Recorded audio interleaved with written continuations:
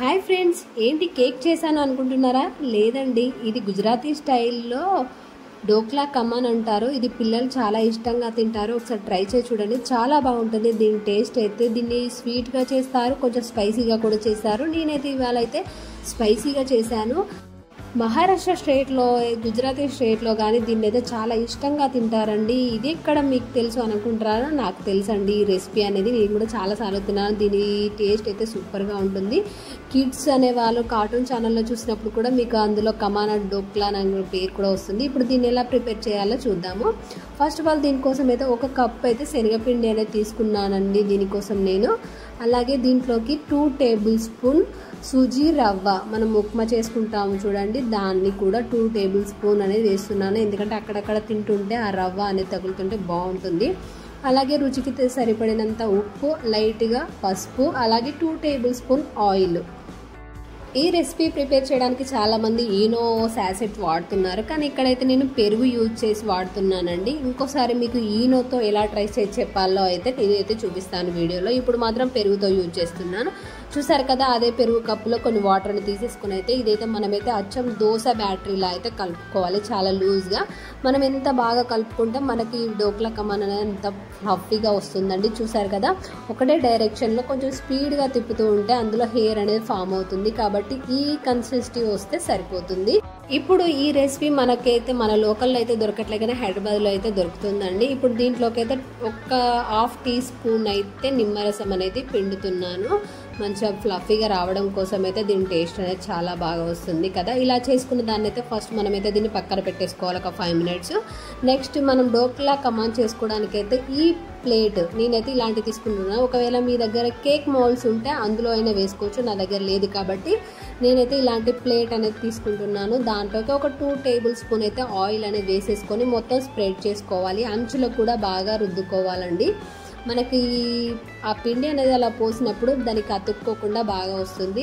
ఇప్పుడు మనం పక్కన పెట్టుకున్న పిండిని తీసుకొని దాంట్లోకి మనం ఇక్కడ నేనైతే బేకింగ్ సోడా వేస్తున్నాను 1/2 టీ స్పూన్, అలాగే 1/2 teaspoon baking powder. Soda and powder 2 వేసేసుకొని బాగా కలిపేసుకోవాలండి. దాంతో మనకైతే ఇంకా ఫ్లఫీగా అవుతుంది పిండి అనేది. చూడండి, మీకు నేను కలుపుతుంటేనే మీకు అర్థమవుతుంది, మంచి ఇట్లా నురుగా ఫామ్ అయినట్టుగా అవుతుంది పిండి అనేది. చాలామంది ఈ రెసిపీ చేయడం కోసం అయితే సిట్రిక్ యాసిడ్ అనేది వాడుతున్నారు, కానీ మనకు అందుబాటులో అవైలబుల్గా ఉండదు. కాబట్టి నేను ఇక్కడ పెరుగు అనేది యూజ్ చేసి మాత్రమే ఇలా చేస్తున్నాను. చూడండి, ఆ హెయిర్ బబుల్స్ అనేది మనకు బయటికి వస్తున్నాయి నెమ్మదిగా. మనం ఇలానే కాసేపు కలుపుకొని పక్కన పెట్టుకుంటే మనకైతే పిండి చాలా ఫ్లఫీగా తయారైపోతుందండి. నెక్స్ట్ వచ్చేసి మనం ముందుగా ఆయిల్ రాసుకున్న ప్లేట్ ఉంది కదా, దాంట్లోకి అయితే మనం కలుపుకున్న పిండి అంతా ఇలా వేసేసుకోవాలి.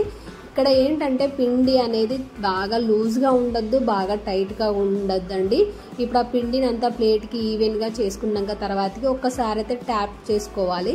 మనం దీన్ని ఉడికించడం కోసం అయితే నేనైతే దానికి సరిపడినంత వెడల్పుగా ఉన్న గిన్నెనైతే పెట్టుకున్నానండి. మీ దగ్గర మీకు తగిన గిన్నెనైతే పెట్టేసుకొని దాంట్లో వాటర్ అనేది వేసేస్తున్నాను.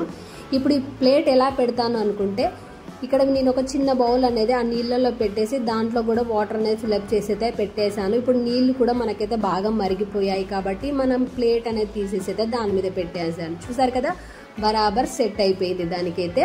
ఇప్పుడు దీన్ని అయితే మనమైతే మీడియంగా గ్యాస్ పెట్టేసుకొని ఒక 15 to 20 మినిట్స్ అయితే ఉడికించుకోవాలండి. ఆవిరి అనేది బయటికి పోకుండా ఇడ్లీ ఎలా అయితే మనం స్టీమ్ చేస్తామో సేమ్ అలాగే దీన్ని కూడా 20 మినిట్స్ అయితే చేసేసుకోవాలి. మీడియంగా పెట్టాలి గ్యాస్. 20 మినిట్స్ తర్వాతకి చూసినట్లయితే మన డోక్లా కమాన్ అయితే చాలా ఫ్లఫీగా ఉబ్బిపోయింది.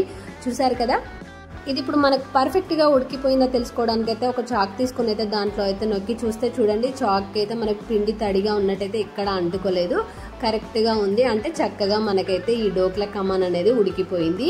ఇప్పుడు గ్యాస్ ఆఫ్ చేసుకొని అయితే ప్లేట్ అనేది బయటికి తీసేసుకొని అయితే ఒక 10 మినిట్స్ చెప్తే అలా వదిలేయాలండి. చూసారు కదా, 10 మినిట్స్ తర్వాతకి అయితే మనమైతే దీన్ని కట్ చేసుకోవాలి. ఈ రెసిపీ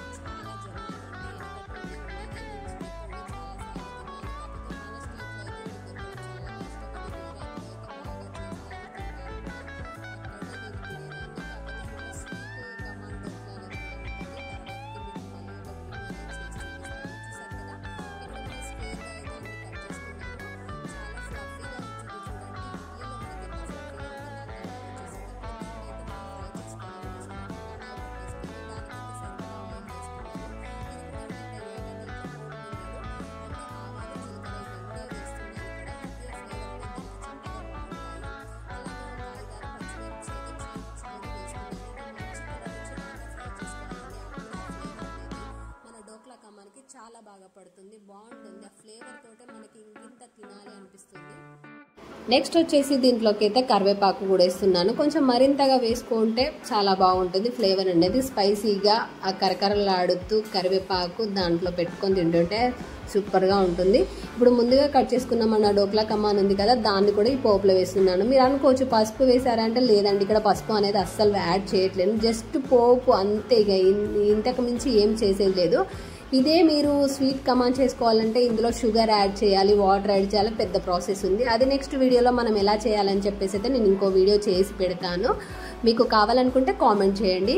దీంట్లో ఫైనల్గా అయితే కొత్తిమీర యాడ్ చేసేది ఒకసారి అయితే టర్న్ చేసుకుంటున్నాను. ఇలా ఎక్కువగా కలిపెట్టడం వల్ల అవి ఏంటంటే కొంచెం నుజ్జుగా పొడి పొడిగా అవుతున్నాయి. కాబట్టి నెమ్మదిగా అడుగు పట్టుకొని కలబెడితే బాగుంటుంది. ఎలా ఉంది మరి గుజరాతీ స్టైల్ డోక్లా కమాన్? అసలు దీన్ని డోక్లా అనడం కంటే కమాన్ అంటేనే ఇష్టం అండి నాకు. ఎందుకంటే నా చిన్నప్పటి నుండి నేను విన్న పేరు అంటే కమాన్ అనే పేరే విన్నాను. డోక్లా అనేది ఇప్పుడు నేను యూట్యూబ్లో సెర్చ్ చేయడం వల్ల, లేకపోతే పిల్లలకు కార్టూన్ ఛానల్లో చూడడం వల్ల నాకైతే తెలిసింది ఈ డోక్లా అనేది. కానీ కమాన్ అనడమే నాకు తెలుసు.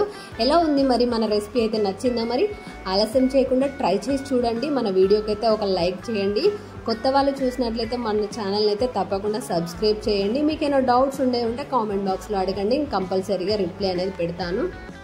నచ్చితే మరి మీరు కూడా ఇంట్లో ఒకసారి ఇలా ట్రై చేసి చూడండి. మీ పిల్లలు తప్పకుండా తింటారని చెప్పేసి నేనైతే 100% చెప్తాను. ఎందుకంటే మా అబ్బాయికి చాలా ఇష్టం ఈ డోక్లా అనేది. మీరు కూడా ట్రై చేసి చూడండి. బాయ్.